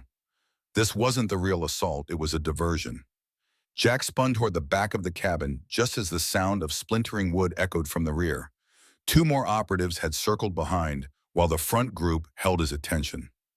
Moving with a speed that belied his years, Jack crossed the cabin in seconds, firing two precise shots as the first intruder breached the back door. The man dropped, clutching his shoulder while his partner took cover. "Federal agents," the second man shouted. "Drop your weapon." "Show me your badge," Jack demanded, keeping his Colt trained on the doorway. Instead of complying, the man blind fired around the doorframe, forcing Jack to take cover behind the kitchen counter. The exchange of gunfire was brief but intense, bullets splintering wood and shattering the cabin's windows. In the momentary lull that followed, Jack heard a sound that froze his blood. Lily's terrified scream from the direction of the hidden trap door. Someone else was inside the cabin. Abandoning his cover, Jack charged toward the back bedroom, firing as he moved to keep the doorway intruder pinned down. He reached the bedroom to find a third operative attempting to extract Lily from the root cellar, the child struggling wildly in his grasp. "Let her go," Jack ordered, his Colt aimed unerringly at the man's head. "Now." The operative hesitated, then smiled coldly. "You won't shoot with the kid so close." Jack's response was immediate, a single shot that grazed the man's ear, close enough to draw blood without risking Lily. "Next one goes between your eyes," Jack promised, his voice deadly calm. "Let her go." The man released Lily, who scrambled toward Jack. Rose still clutched in her small hands. "Behind you," she screamed. Jack turned in time to see the second doorway operative entering the bedroom, weapon raised. Years of combat training took over as Jack shoved Lily behind him and fired simultaneously with his opponent. Pain exploded in Jack's left shoulder as the bullet found its mark, but his own shot was more accurate, center mass, dropping the intruder instantly. The ear-grazed operative used the distraction to lunge for his fallen comrade's weapon. Jack's final shot caught him in the thigh, incapacitating but not killing. "Lily," Jack gasped, pressing his hand against his bleeding shoulder. "Are you hurt?" The little girl shook her head, her eyes wide with terror, but her body remarkably steady. "Rose is safe," she whispered, showing him the doll still secure in her grasp. "Good girl." Jack managed, fighting against the encroaching darkness at the edges of his vision. He needed to secure the perimeter, check for additional threats, but the blood loss was making movement increasingly difficult. The sound of approaching vehicles reached them through the shattered windows, reinforcements. But for which side? Lily, Jack said, his voice weakening. If those aren't our friends coming, I need you to run. Into the woods, like your mom taught you. Hide until Jessica comes. Lily's small face hardened with determination beyond her years. I won't leave you. Before Jack could argue, the distinctive roar of his own Impala's engine filled the clearing, followed by Mike's voice shouting his name. In here, Jack called the effort, sending fresh waves of pain through his wounded shoulder. Bedroom. Mike appeared in the doorway, service weapon drawn, Jessica close behind him. Their expressions shifted from alarm to horror at the scene before them, Jack bleeding, two wounded operatives on the floor, and Lily standing resolutely beside her protector. My God. Jessica breathed, rushing to Jack's side while Mike secured the intruders. Not as bad as it looks, Jack lied, wincing, as Jessica examined his wound. Clean through and through, she assessed, her nursing training evident. But you've lost a lot of blood. We need to get you to a hospital. No hospitals, Jack insisted. They'll be watching every emergency room in the county. Mike finished zip-tying the conscious operative and joined them. These guys aren't regular law enforcement, he reported, examining their tactical gear. No badges, no identification. Private contractors, if I had to guess. Blackwood's hiring mercenaries now, Jessica asked incredulously. This goes way beyond Blackwood, Mike replied. Henderson told us everything. There's a network of officials involved, judges, administrators, even state-level directors. They've been systematically targeting children with trust funds or inheritances for years, fabricating reasons to place them in state custody, then bleeding their accounts, Drew. Jack grimaced as Jessica applied pressure to his wound. How many children? At least 26 documented cases across 3 counties. Jessica answered, her voice tight with anger. Henderson kept records after he was forced into retirement. Catherine found out and started collecting evidence of her own. That's what's in Rose, Lily piped up, surprising all 3 adults. Names and numbers and pictures, Mommy's evidence. Jack looked at the doll in Lily's hands with new understanding. The secrets Rose keeps, he murmured. Jessica carefully took the doll from Lily, examining it with fresh eyes. There must be a hidden compartment or something. Lily nodded. In her back, Mommy sewed it special. With gentle fingers, Jessica located a nearly invisible seam in the doll's back, carefully pulling it open to reveal a hollowed-out space. From within, she extracted a small plastic bag containing a USB drive and several folded documents. This is it, she breathed, holding up the drive.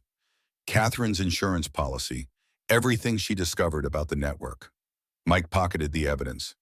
This is enough to launch a federal investigation, but we need to get it to someone we trust. And we need to move now before the rest of their team circles back. Jessica finished bandaging Jack's shoulder using supplies from the cabin's first aid kit. Can you travel? She asked him. Jack nodded grimly, forcing himself to his feet despite the pain. No choice. This place is compromised. Where can we go? Jessica asked. They'll be watching your house, my apartment, every hotel in the area. I might know a place, Mike offered. My grandfather's hunting lodge about 3 hours north. It's off-grid, no electronic records connecting it to me. We used to go there when I was a kid, but he passed years ago. It's been sitting empty. Jack considered this. They'll be watching the roads, airport too. We'll take back roads, Mike decided. Change vehicles at my buddy's repair shop in Greenfield. He owes me one, won't ask questions. As they prepared to leave, Jack crouched painfully to Lily's eye level. You were very brave today, he told her. Your mom would be proud. Lily regarded him solemnly. She said you would save me. She was right. Jack felt a lump form in his throat at the simple statement of faith. We're not safe yet, sweetheart, but we will be, I promise. Outside, the forest had grown darker as evening approached, casting long shadows across the clearing. The attackers' vehicles were gone, retreated to regroup, no doubt, and plan their next move. Mike led them to the Impala, now parked behind the cabin, where it couldn't be seen from the approach road. I'll drive, he said, helping Jack into the passenger seat while Jessica settled in back with Lily. As they pulled away from the cabin, Jack cast a final glance at the place that had been his sanctuary for so many years. Like so much else in his life, it was now tainted by violence and loss. But unlike those other losses this time, he had something worth fighting for, a child who needed him, a wrong that needed righting, and perhaps a chance at redemption for his own past failures. The Impala disappeared into the gathering dusk, carrying its fugitive passengers deeper into the northern wilderness, away from Pinewood and the corrupt system that had nearly claimed another innocent victim. Behind them, the cabin stood empty, bullet holes marring its weathered logs, a silent witness to the battle that had been fought there and the war that was just beginning. In the back seat, Lily clutched Rose close, the doll now empty of its physical secrets, but still representing something powerful: her mother's love, her own resilience, and the unlikely bond forming between a wounded old warrior and the child he'd vowed to protect. As darkness fell completely, Jack Sullivan made a silent promise to Catherine Reed, wherever she might be. He would finish what she had started. He would protect her daughter. And he would make sure that Richard Blackwood and his network of child exploiters faced justice for their crimes, even if it was the last thing he ever did. The hunting lodge emerged from the pre-dawn darkness like a ghost, its weathered timber frame barely visible through the thick morning mist that clung to the surrounding pines. After 3 hours of driving circuitous back roads, changing vehicles twice, and constantly checking for pursuit, the small group had finally reached their destination deep in Michigan's northern wilderness. "My grandfather built this place in the 1950s, Mike explained as he killed the engine of the borrowed pickup truck. No electricity, no plumbing, just a wood stove, hand pump for water, and plenty of solitude. Jack surveyed the surroundings with tactical precision, despite the persistent throb in his bandaged shoulder. The lodge stood in a small clearing backed by a steep ridge that eliminated approach from behind. A narrow dirt track provided the only vehicle access, easily monitored from the cabin's front windows. Strategically, it was defensible, better than he'd expected. "It's perfect," he said quietly. In the back seat, Jessica stirred from her light doze, careful not to disturb Lily, who had finally succumbed to exhaustion, her head pillowed on Jessica's lap, Rose clutched tightly even in sleep.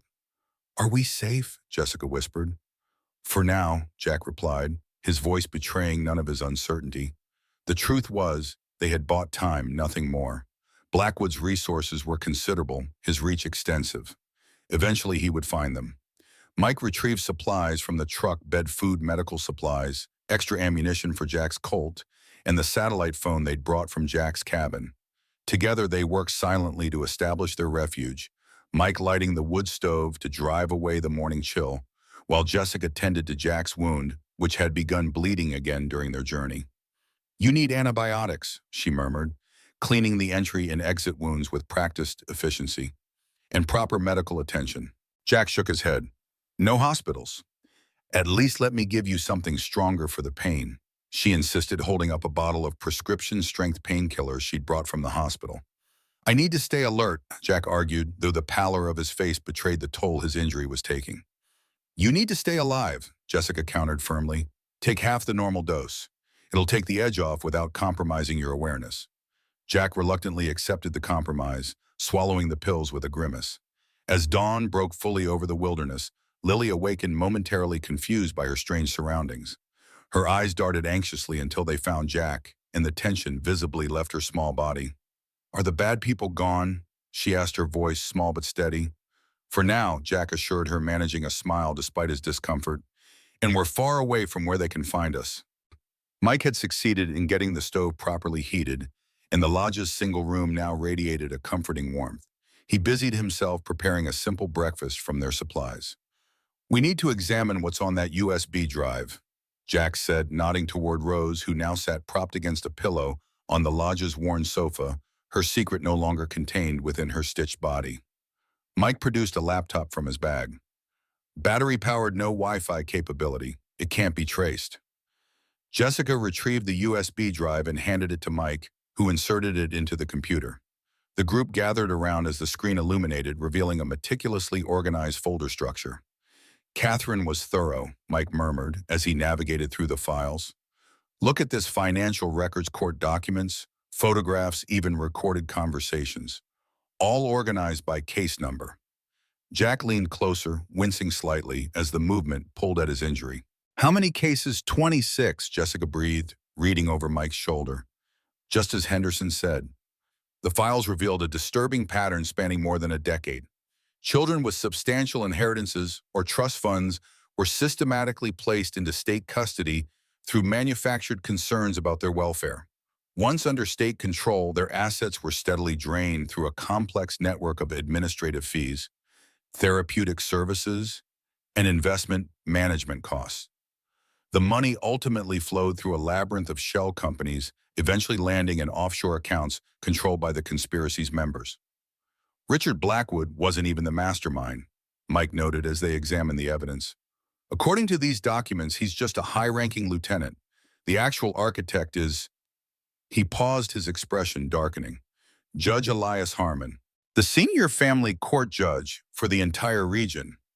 Jack finished the pieces, suddenly clicking into place. He's been on the bench for 20 years, controls case assignments, approves all emergency placement orders. That explains how they've operated so long without detection, Jessica said. The very person who should be providing oversight is the one running the scheme.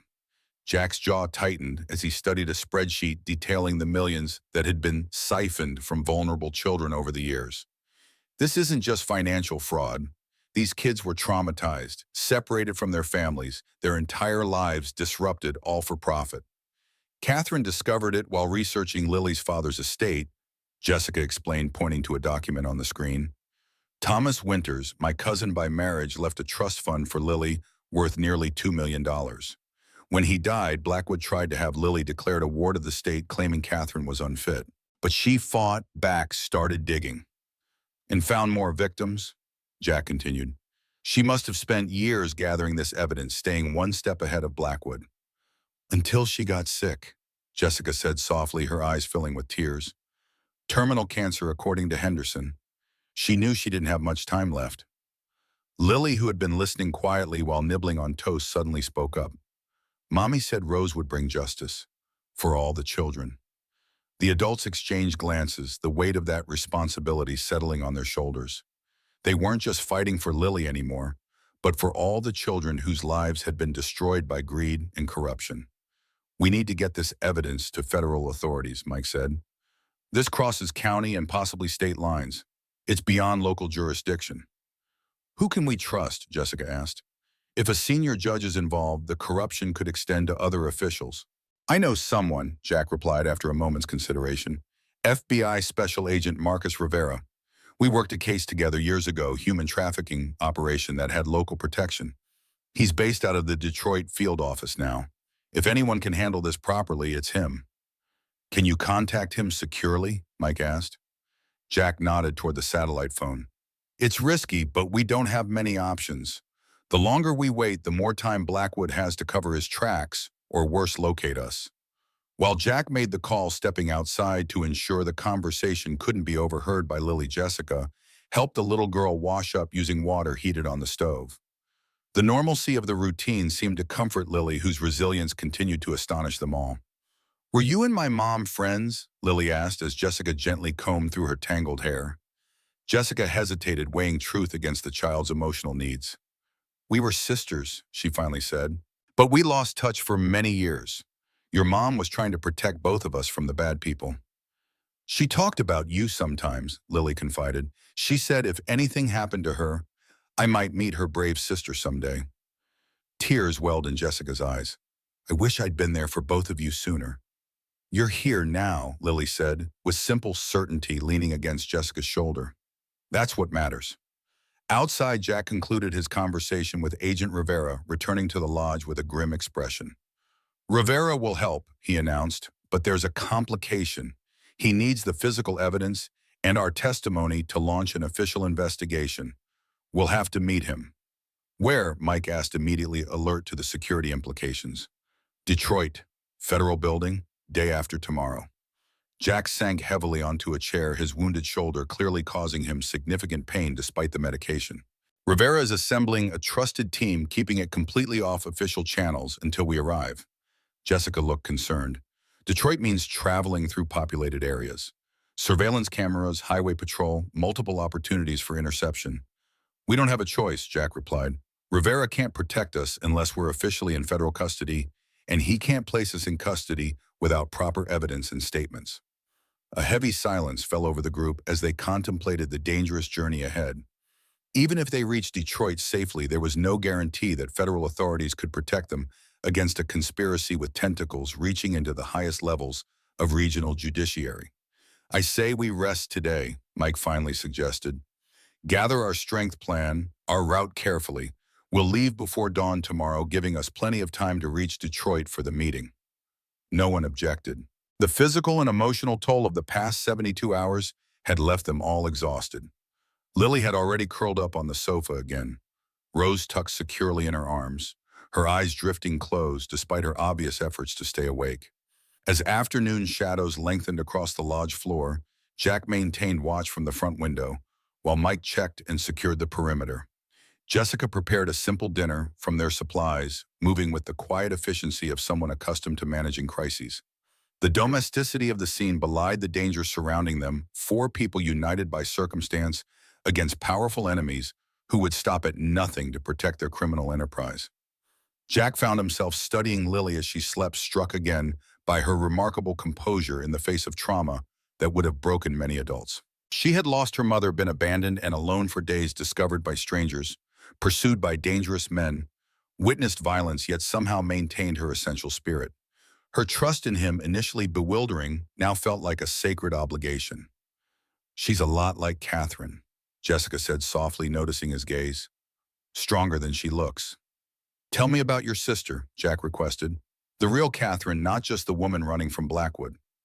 Jessica smiled sadly, her hands busy with dinner preparations. "Brilliant, headstrong, fiercely protective. When we were kids, she was always the one standing up to bullies, fighting for the underdog.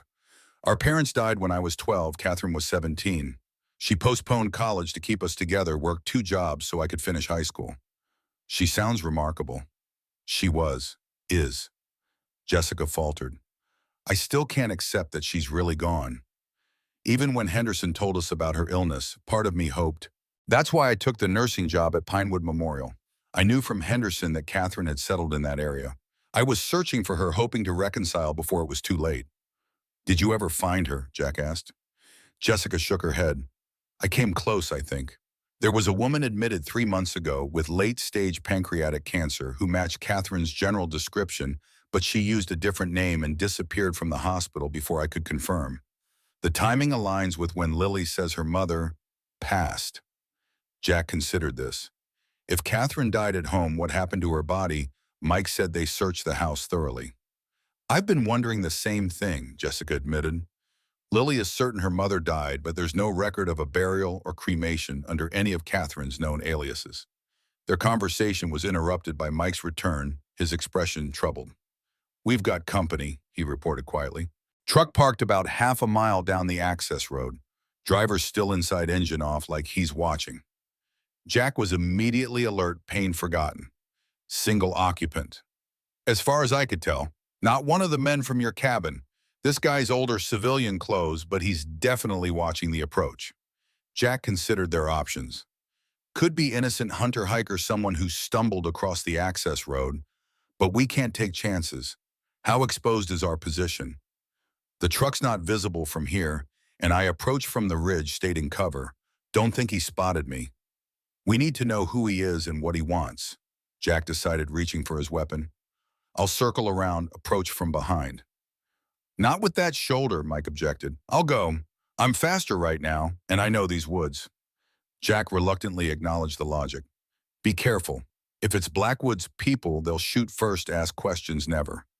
Mike nodded, checking his service weapon before slipping out the back of the lodge, disappearing silently into the surrounding forest.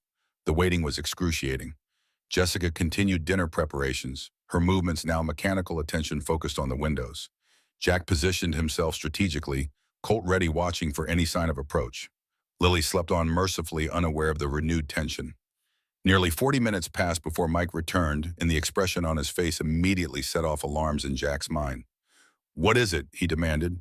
"It's Chief Wilkins." Mike reported, his voice low with confusion. "He's alone as far as I can tell." Jack's eyes narrowed. "Wilkins here? How would he even know where to find us?" "I didn't approach him," Mike explained. "Was confirmed his identity from cover. But he hasn't moved from the truck. It's like he's waiting for something." Jack exchanged glances with Jessica, whose face mirrored his own suspicion. "Could he have followed you here?" Mike shook his head firmly. No way.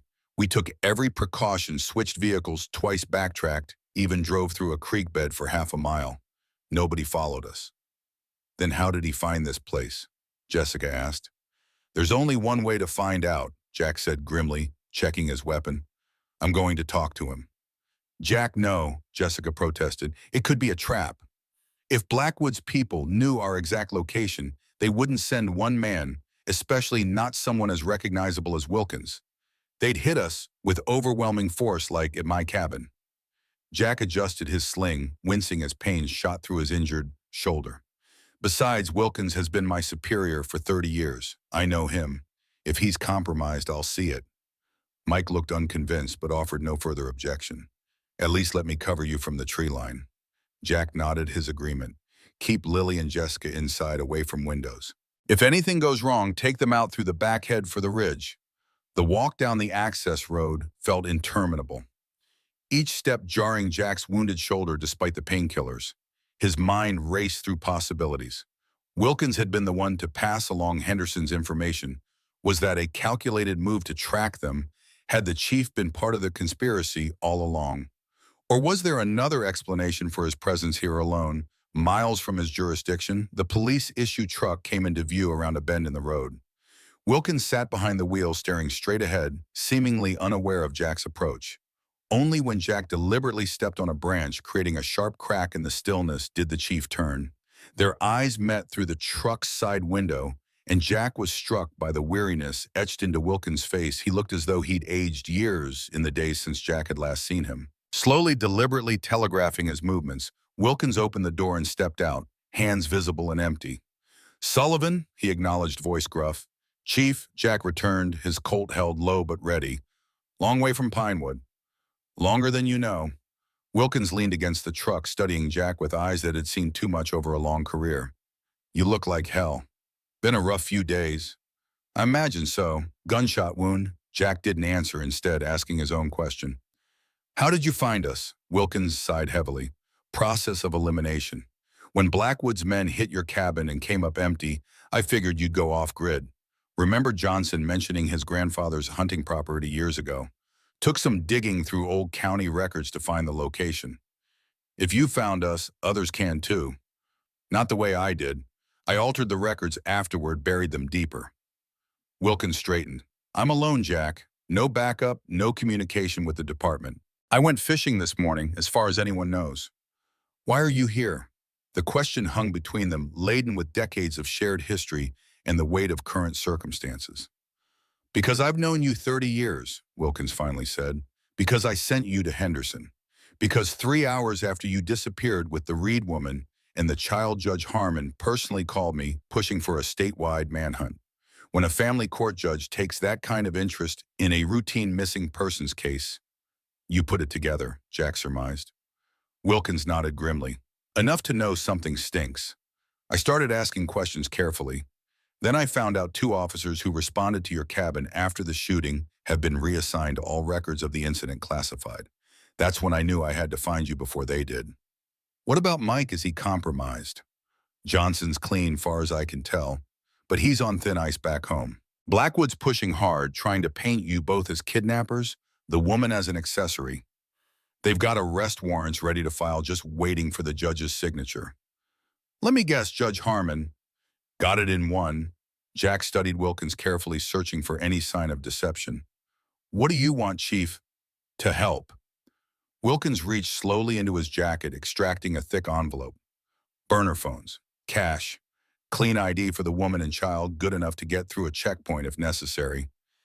And this, he produced a small leather case, opening it to reveal an FBI badge. My brother-in-law's. He's retired now. Not perfect, but might buy you some leverage in a tight spot. Jack accepted the offerings cautiously. Why risk your career, your freedom for this? Wilkins' weathered face hardened. Because I've been a cop for 45 years and I still believe that means something. Because if what I suspect is happening is real children being exploited by the very system meant to protect them, then I can't look the other way. Not even if it costs me everything. The sincerity in the older man's voice resonated with Jack's own sense of duty. We have evidence, he admitted. Complete documentation of the operation. 26 children, millions in stolen funds, judges and officials implicated across 3 counties. Wilkins let out a low whistle. No wonder they're pulling out all the stops to find you. We're meeting FBI tomorrow in Detroit. Agent Marcus Rivera. I know Rivera. Good man. Wilkins glanced at his watch. You should move soon. I've covered your tracks as best I can, but Blackwood's people are resourceful. They've got state police resources, private contractors, even a helicopter searching the northern counties. Jack nodded. We'll leave at first light. Take my truck, Wilkins offered. Less conspicuous than whatever you're driving. I'll hike out, catch a ride with an old fishing buddy who lives 10 miles east. Chief, Jack began, but Wilkins waved him off. Just get that evidence to Rivera and protect the girl. That's all that matters now. As Wilkins turned to retrieve his personal effects from the truck, a sudden movement in the woods behind him caught Jack's attention. Without conscious thought, he lunged forward, shoving the chief aside as a shot rang out, the bullet whizzing past where Wilkins had stood a heartbeat earlier. Both men took cover behind the truck as a second shot pinged off the metal. Sniper! Jack hissed, his wounded shoulder screaming in protest at the sudden exertion. At least one, possibly more. Wilkins drew his service weapon, peering carefully around the truck's bumper. Northeast tree line, maybe 200 yards. Professional setup. They followed you, Jack accused, anger flaring. Or they were already watching the area and spotted me, Wilkins countered. Either way, we need to warn the others. Jack reached for the satellite phone, only to find it had been damaged in his dive. To save Wilkins, the casing cracked, screen dark. No way to contact them without exposing our position, he muttered, calculating options rapidly. Mike's covering from the woods, but he won't have a clear line of sight to the sniper from his position. Another shot struck the truck lower this time, likely aiming for their feet beneath the vehicle. They're trying to flush us out, not kill us, Wilkins observed. They want information. Or they want us alive to use as leverage against the others, Jack added grimly. Either way, we're pinned down and they're probably moving to surround us. Wilkins checked his ammunition. I've got a shotgun in the truck bed under the tarp. Jack nodded, formulating a plan. Cover me. When Wilkins opened fire toward the tree line, Jack used the distraction to roll to the truck's rear, retrieving the shotgun. The movement sent fresh agony through his injured shoulder, but he pushed through it, returning to cover with the weapon. We need to create enough chaos to get back to the lodge, Jack said, checking the shotgun's load. Heavy buckshot, ideal for their situation. Warn the others, get them out through the back route. You're in no condition to run that distance, Wilkins pointed out. Don't have to outrun them. Just have to buy enough time for the others to escape with the evidence. Wilkins recognized the determination in Jack's eyes, the same look he'd seen countless times over 3 decades when Jack Sullivan had made up his mind about a course of action, consequences be damned. You're not sacrificing yourself, Sullivan, Wilkins stated firmly. We go together or not at all. Before Jack could respond, the crack of another rifle shot echoed through the trees. But this one came from a different direction, followed by a cry of pain from the area where the sniper had been positioned. Mike, Jack realized, a grim smile crossing his face. He must have circled around, spotted the shooter. The exchange of gunfire that followed was brief but intense. Mike's position in the woods against the sniper team. Then silence fell, broken, a moment later, by Mike's voice calling out, "Clear 2 down, area secure." Jack and Wilkins emerged cautiously from cover, weapons ready. Mike approached from the tree line, rifle in hand, expression grim but determined. Spotted them moving into position when you came down to meet the chief, he explained. 2-man team, professional equipment. I tracked them, waited for the right moment. They alive? Jack asked. Mike nodded. Wounded, disarmed, secured. Same type as the ones who hit your cabin. No identification, but definitely military training. We need to move, Wilkins urged. Where there are 2, there will be more. Entire areas probably compromised. Jack made a swift decision. Might get back to Jessica and Lily. Pack only essentials, be ready to move in 5 minutes. Chief's truck, not ours. As Mike sprinted back toward the lodge, Jack and Wilkins approached the captured snipers. Both men lay on the ground, hands zip-tied behind their backs, field dressings applied to non-fatal wounds, one in the shoulder, one in the leg. Who sent you? Jack demanded. But both men maintained stubborn silence. Wilkins knelt, searching their equipment. No phones, no IDs, professional deniability. He held up a small device from one man's tactical vest. But they do have this GPS tracker. Military grade. Jack examined it grimly. They're transmitting their location. Backup could already be inbound. As if to confirm his assessment, the faint sound of helicopter rotors became audible in the distance. We're out of time, Wilkins said, standing. Let's move. They left the snipers secured but hidden no time for proper detention, and killing prisoners wasn't an option regardless of the threat they represented. Back at the lodge, Mike had already prepared for departure. Jessica stood by the door, a backpack slung over her shoulder, Lily at her side with Rose clutched tightly in her arms. The evidence USB drive and documents was secured in an inner pocket of Jessica's clothing. Helicopter approaching from the south, Mike reported tensely. ETA less than 5 minutes. Blackwood's people, Jessica asked. Or state police under their influence, Jack confirmed. Either way, we can't be here when they arrive. Chief Wilkins took charge with the calm authority of decades of command. My truck's fueled up, ready to go. We'll take the North Fire Road. It connects to County Road 27, about 12 miles up. From there, we can reach the interstate, make for Detroit. They'll have roadblocks, Mike pointed out. Not immediately, Wilkins countered. Takes time to coordinate that kind of operation, especially across jurisdictions. We've got a head start if we move now. No further discussion was needed. They abandoned the lodge quickly, leaving behind all non-essential items to maintain maximum mobility. Jack lifted Lily into the truck's extended cab, ignoring the protest from his wounded shoulder. Jessica slid in beside the child while Mike took the passenger seat, Wilkins behind the wheel. As they pulled away from the lodge, the helicopter sounds grew louder, but the dense forest canopy still concealed their position. Wilkins navigated the rough fire road with the skill of someone who had spent a lifetime in wilderness terrain, pushing the truck to its limits without risking a disabling accident. In the back seat, Lily sat quietly, her eyes wide, but her demeanor remarkably steady. Are we going to be okay? She asked Jessica in a small voice. Jessica pulled her close. Yes, sweetheart. We're going to make sure those bad people can't hurt any more children, just like your mom wanted. Jack turned in his seat, meeting Lily's gaze. Remember what I promised you at the cabin, that I wouldn't let them find you. Lily nodded solemnly. I'm keeping that promise, Jack assured her, all the way to the end. The helicopter's thrum faded behind them as they penetrated deeper into the northern wilderness, the truck bouncing over ruts and washouts, but never slowing. Jack knew the danger was far from over Blackwood, and his conspiracy had nearly unlimited resources influence throughout the region, and the desperation of those facing exposure and ruin. But in this moment, speeding away from immediate threat, Jack felt something he hadn't experienced in years: purpose. Crystal clear, undeniable purpose. For too long, he had simply existed, going through the motions of duty without true conviction. Now protecting this child and exposing this conspiracy had awoken the warrior that had always lived within him, the man who had once led SEAL teams into the most dangerous situations imaginable, who had faced impossible odds and prevailed through sheer will and skill. As the truck crested a ridge revealing the vastness of Michigan's northern wilderness spread before them, Jack Sullivan made a silent vow. This would be his final mission, the most important one of his life. And whatever the cost to himself personally, he would see it through to completion.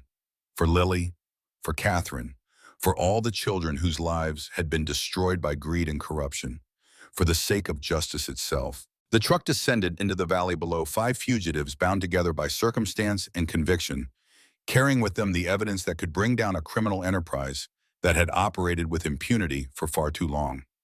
Behind them, the helicopter circled the abandoned lodge, finding only emptiness. Ahead lay Detroit, the FBI, and the chance, however slim, to finally bring Guardian's honor to the forgotten children.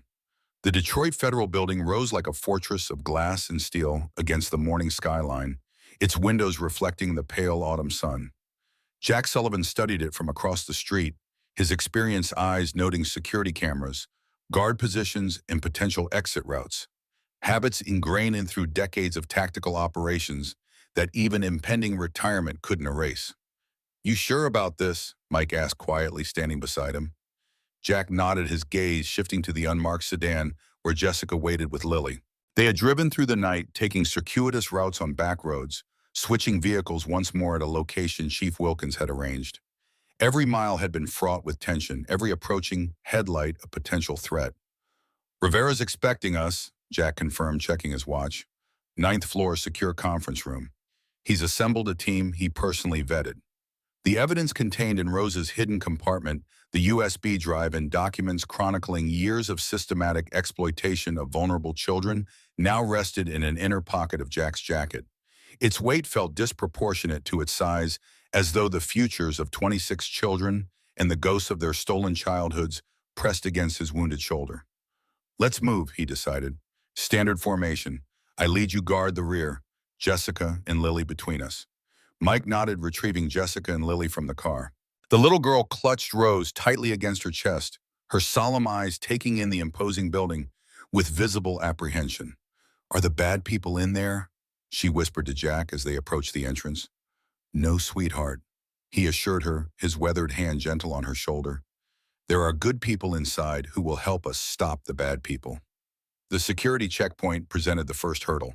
Jack had been forced to surrender his service weapon before entering federal property, leaving him feeling exposed despite Mike's continued armed presence as an active duty officer. Appointment with Special Agent Marcus Rivera. Jack informed the security personnel, presenting the visitor credentials Rivera had arranged. The guard examined their IDs carefully, Jack and Mike using their real identification, Jessica and Lily traveling under the clean aliases Chief Wilkins had provided. Jack tensed as the guard's gaze lingered on Jessica's documentation, but after a moment he nodded and waved them through. Agent Rivera will meet you at the elevators, he instructed. The main lobby bustled with morning activity, federal employees, visitors, and security personnel moving with the purposeful efficiency of government operations. Jack scanned faces, automatically alert for the slightest sign of recognition or threat. Marcus Rivera waited by the elevators, as promised, a trim, serious man in his 40s with close-cropped, salt and pepper hair and the hyper-vigilant posture of someone who had spent a career in high-risk situations. His expression remained neutral as they approached, but Jack noted the slight widening of his eyes at the sight of Lily. Sullivan Rivera greeted him with a brief handshake. Good to see you alive. Barely, Jack acknowledged the throbbing in his shoulder, a constant reminder of their narrow escape. Rivera ushered them into a private elevator using his security card to access restricted floors. As the doors closed, his professional demeanor softened slightly.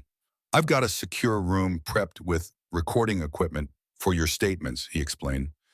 3 of my most trusted agents are waiting, all with backgrounds in child exploitation cases, all personally vetted. No one else knows you're here. What about Blackwood? Mike asked. Any movements? He's been unusually visible, held a press conference yesterday about the kidnapping of a vulnerable child by a disgruntled officer nearing retirement, playing the concerned public servant for the cameras. Jack's jaw tightened, and Judge Harmon, keeping a lower profile, but he's been making calls, lots of calls. The elevator doors opened, revealing a corridor with restricted access doors. My team's been monitoring communications. They're getting desperate, which makes them dangerous. Rivera led them to a conference room where 3 agents waited, 2 women and a man, all with the steady, determined expressions of professionals who had seen the worst of humanity and chosen to fight it rather than succumb to cynicism. Introductions were brief and focused. Agent Diane Chen specialized in financial forensics. Agent James Watkins had a background in digital evidence. Agent Samantha Torres came from the Crimes Against Children unit. All 3 regarded Lily with the careful, non-threatening demeanor of people trained to interact with traumatized children.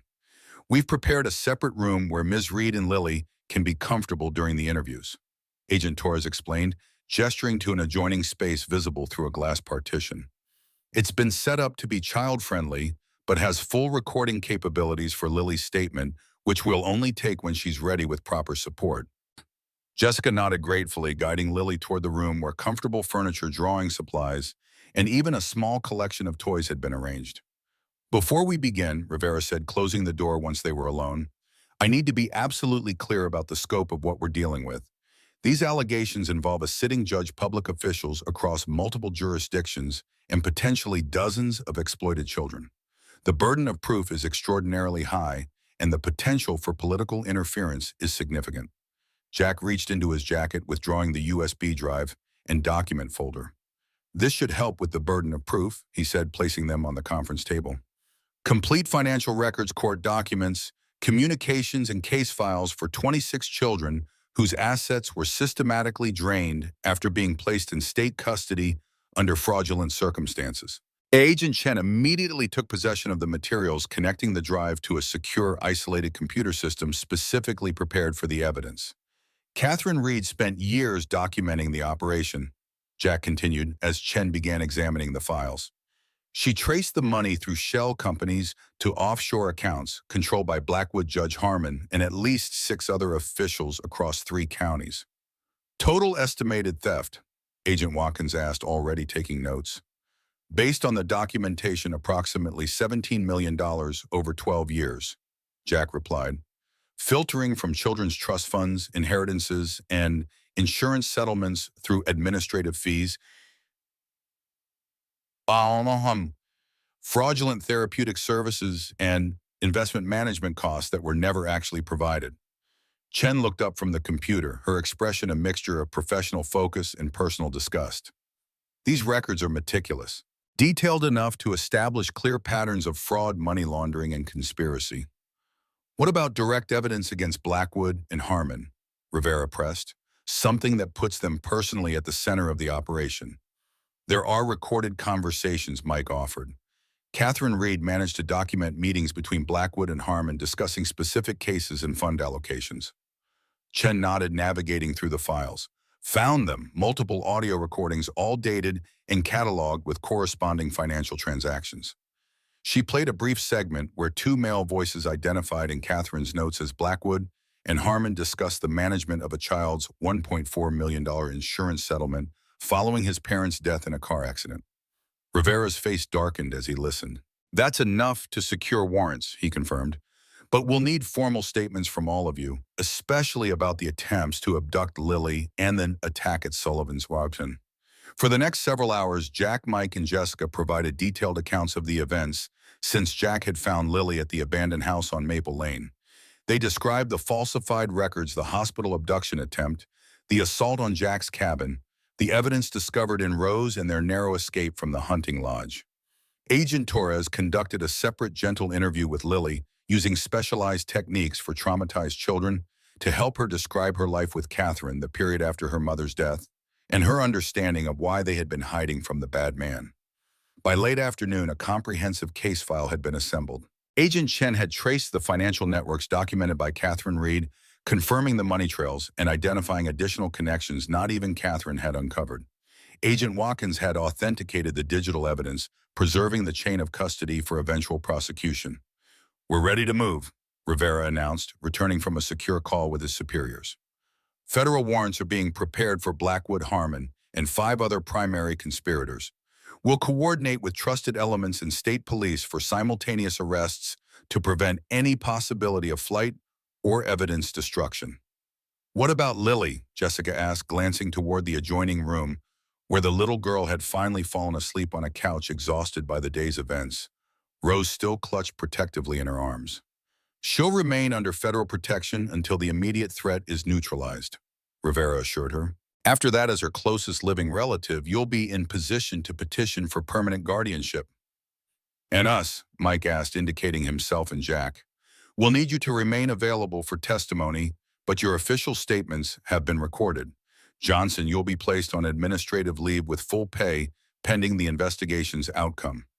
Sullivan, Rivera paused, a hint of respect crossing his features. I understand you were scheduled to retire this week. Jack nodded, his gaze drifting toward the sleeping Lily. That was the plan. Well, those papers will have to wait a bit longer. You're material witnesses in a federal investigation now. As night fell over Detroit, Rivera's team finalized their preparations for the coordinated arrest planned for dawn. Jack, Mike, Jessica, and Lily were transferred to a secure FBI safe house, an unmarked apartment in a building with restricted access and round-the-clock security. Lily awakened during the transfer, momentarily disoriented and frightened until she spotted Jack, her small hand reaching for his reflexively. It's all right, sweetheart, he assured her as they entered the apartment. This is another safe place, just for a little while. The apartment was a Spartan but comfortable with 2 bedrooms, a small living area, and a kitchenette stocked with basic supplies. Jessica helped Lily settle into one bedroom, while Jack and Mike took positions in the living area, old habits keeping them vigilant despite the federal protection. You should rest, Mike suggested, noting the pallor in Jack's face and the way he favored his injured shoulder. I'll take first watch. Jack shook his head. Not until it's done. They sat in companionable silence, two law enforcement officers bound by shared purpose, and the weight of events neither could have anticipated days earlier when Jack had been counting down his final shifts before retirement. Around midnight, Jessica emerged from Lily's room, closing the door softly behind her. She's finally asleep, she reported, sinking into a chair opposite Jack. This is the first time since we left the hospital that she's actually let go of Rose while sleeping. She feels safe, Jack observed. Children have instincts about these things. Jessica studied him thoughtfully. You're good with her, better than I would have expected she caught herself. From a worn-out old cop, Jack finished with the ghost of a smile. I had a daughter once, a lifetime ago. The simple statement hung in the air, heavy with implications neither Mike nor Jessica felt appropriate to pursue. Whatever loss lived behind those words belonged to Jack alone. At 5:30 a.m., Rivera called with confirmation that the arrest teams were in position. Operation commences in 30 minutes, he informed them. All targets are under surveillance. Strike teams are green across the board. Jack acknowledged the update, tension evident in every line of his body as they entered the final phase of the operation. So much could still go wrong. Targets could be tipped off. Evidence could disappear. Political pressure could derail the arrests at the last moment. At precisely 600 a.m., Rivera called again. His voice carried the controlled satisfaction of a career law enforcement officer witnessing justice in motion. Blackwood is in custody, he reported, taken without incident at his home. Harmon as well, plus 3 county officials and Blackwood's 2 primary associates at Child Protective Services. A collective exhale filled the apartment relief after days of constant vigilance and imminent threat. Initial searches have already yielded additional evidence, Rivera continued. Blackwood apparently kept his own records insurance against his co-conspirators. We've got documented connections to similar operations in 2 neighboring states. This is going much bigger than we initially thought. The children, Jessica asked. The others, like Lily. We're moving carefully there, Rivera explained. Many have been in fraudulent placements for years. Extraction has to be handled delicately to minimize further trauma. But we've already identified 14 who have living family members who were falsely deemed unfit. Reunification planning has begun. After the call ended, Jack moved to the apartment window, watching dawn break over Detroit. The city was awakening most of its inhabitants, unaware that a significant blow against corruption had just been struck in their midst. It's really over, Mike asked, joining him at the window. The immediate danger, yes, Jack replied. The case itself, that's just beginning. Prosecutions like this take years. But they'll succeed, Mike stated with certainty. The evidence is overwhelming. Jack nodded, those experience had taught him that justice was rarely as straightforward as younger officers believed. Powerful people had resources, connections, and the means to delay or derail even the most airtight cases. Still, with federal authorities now involved, in the scope of the conspiracy documented so thoroughly, he allowed himself cautious optimism. The bedroom door opened and Lily emerged, rubbing sleep from her eyes, Rose dangling from one hand. Is it over? She asked, her small voice carrying the weight of understanding beyond her years. Did they catch the bad people? Jessica crossed to her, kneeling to eye level. Yes, sweetheart, the bad people can't hurt any more children now. Lily processed this, then looked directly at Jack. Just like Mommy wanted. Just like your mom wanted, he confirmed, his weathered face softening. She would be very proud of you. 3 days later, with Blackwood and his co-conspirators denied bail and held pending trial, Rivera authorized their release from protective custody. The immediate threat had passed, though federal protection would remain in place during the investigation and eventual prosecutions. Where will you go now? Jack asked Jessica as they prepared to leave the safe house. I've been offered a temporary apartment in the Federal Witness Assistance Program, she replied, until things stabilize and I can formally apply for guardianship of Lily. Jack nodded, a strange hollowness forming in his chest at the thought of saying goodbye to the child who had so unexpectedly changed the trajectory of his final days on the force. As if sensing his thoughts, Lily approached, looking up at him with those penetrating brown eyes that seemed to see straight through his carefully constructed defenses. "Are you going away?" she asked directly. Jack knelt despite the protest from his healing shoulder, bringing himself to her level. "I have to go back to Pinewood," he explained gently. "Help sort things out at the police department. Chief Wilkins will need support dealing with the fallout from all this." Lily considered this, her small face solemn. "Will you visit us?" "If that would be okay with your Aunt Jessica," Jack replied, glancing up at Jessica, who nodded with a warm smile. "You're always welcome, Jack," she assured him. "Without you, none of us would be here." Rivera approached with final paperwork requiring signatures. "One last thing," he said, handing Jack a business card. "My colleagues in the Crimes Against Children Division are expanding their investigative unit. They're looking for experienced officers with your particular skill set, consultant position, flexible hours, something to consider instead of full retirement." Jack accepted the card with surprise. "I'm a bit old for a career change, Marcus." Rivera shrugged. "Experience counts. Think about it." As they parted ways outside the federal building, Jack shook hands with Mike, who was returning to Pinewood under separate transport. "What will you do now, boss?" Mike asked. "Finally take that retirement." Jack glanced at the business card in his hand, then at Lily standing beside Jessica nearby. Rose clutched in her hands a symbol of her mother's love and determination that had ultimately brought down a criminal enterprise spanning multiple states. "I'm not sure retirement suits me after all," Jack admitted. "Might see what other options are available." Mike grinned. "Somehow I'm not surprised." Their goodbyes were brief but heartfelt. As Jack turned to leave, he felt a small hand slip into his. Looking down, he found Lily beside him, her expression earnest. "You know what Mommy wrote in her special book?" she asked. "The one she read to me at night." Jack shook his head. "She said that sometimes angels don't have wings.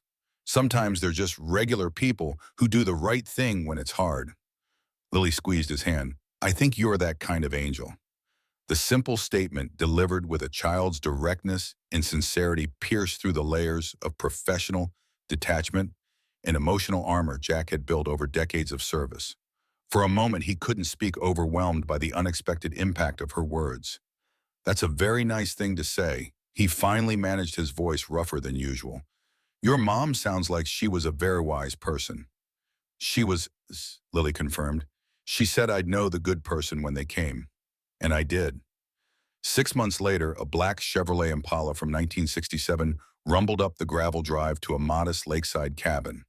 Different from Jack Sullivan's original retreat, this one newer, brighter, with wide windows overlooking the water and a wraparound porch built for peaceful evenings watching the sunset. Jack emerged from the driver's seat, moving with the careful precision of someone still healing from old wounds, but no longer burdened by them. At 68, he carried his age with the dignity of a man who had earned every line on his face, every silver hair on his head. The front door of the cabin opened, and Lily bounded out, now healthier and more animated than the frightened, malnourished child he had found all those months ago. Behind her came Jessica, her smile warm as she waved welcome. "Uncle Jack," Lily called, racing down the steps to greet him. "Did you bring your fishing gear like you promised?" "Would I forget something that important?" Jack replied with mock seriousness, opening the trunk to reveal fishing rods and tackle boxes. "We've got a date with some largemouth bass, remember?" As Jack unloaded his gear, more vehicles approached Mike Johnson's truck, followed by Chief Wilkins's sedan. From the back emerged three more men in their 60s and 70s, Jack's former SEAL teammates who had responded to his call during the confrontation at the hunting lodge. Together, they formed an unlikely extended family, drawn together by extraordinary circumstances and bound by shared purpose. The prosecution of Richard Blackwood, Judge Harmon, and their co-conspirators continued to work its way through the federal courts, with preliminary hearings revealing even more extensive corruption than initially documented. 24 of the 26 children identified in Catherine Reed's files had been located, with 20 already reunited with legitimate family members or placed in properly vetted foster homes. The remaining two, now young adults, had received financial restitution for their stolen inheritances. Jack himself had accepted a part-time consultant position with the FBI's Crimes Against Children unit, lending his experience to cases involving missing children and exploitation networks. The flexible schedule allowed him time for what had become equally important work, helping Lily heal from her trauma and build a new life with Jessica, who had received permanent guardianship 3 months earlier. They gathered on the cabin's porch as the evening approached, the adults sharing stories and laughter, while Lily proudly displayed the 4 bass she and Jack had caught earlier that day. Rose, somewhat cleaner, but still well-loved, sat in a place of honor on a shelf inside, a reminder of the journey that had brought them together and the mother whose courage had made justice possible. As twilight settled over the lake, Jack found himself sitting alone with Lily on the dock, their fishing lines cast into the deepening water. The peaceful moment felt like a gift he'd never expected to receive in his final years. "Do you think Mommy can see us?" Lily asked suddenly, her gaze on the first stars appearing above the tree line. Jack considered the question with the seriousness it deserved. "I believe people who love us that much find ways to watch over us even when they're gone." Lily nodded, satisfied with the answer. "That's what I think, too." They sat in comfortable silence as darkness settled fully over the lake. Behind them, the cabin windows glowed with warm light, voices and laughter spilling out across the water, the sounds of the makeshift family that had formed from tragedy and triumph. "You know," Jack said finally, "your mom was right about one more thing." "What's that?" Lily asked, leaning comfortably against his side. "Sometimes the most important battles are fought not by armies or governments, but by ordinary people who refuse to look the other way when something's wrong." Jack gazed across the dark water, thinking of Catherine Reed's years of careful documentation, her determination to protect not just her own daughter, but dozens of children she'd never met. "Your mom was that kind of hero. Like you," Lily added with the certainty of a child who has found someone worthy of trust. Jack smiled, placing his arm gently around her small shoulders. "No, little one, I just followed the path she laid out. She was the true guardian of honor." As night embraced the wilderness around them, Jack Sullivan felt a sense of peace he'd thought forever beyond his reach. His long career had included moments of heroism and failure, triumph and regret. But here, in the simple act of teaching a rescued child to fish under a canopy of stars, he had finally found the purpose that would carry him through whatever years remained. Not in retirement, but in guardianship of Lily, of the memory of her courageous mother, and of all the forgotten children who still needed defenders in a world too often willing to look away.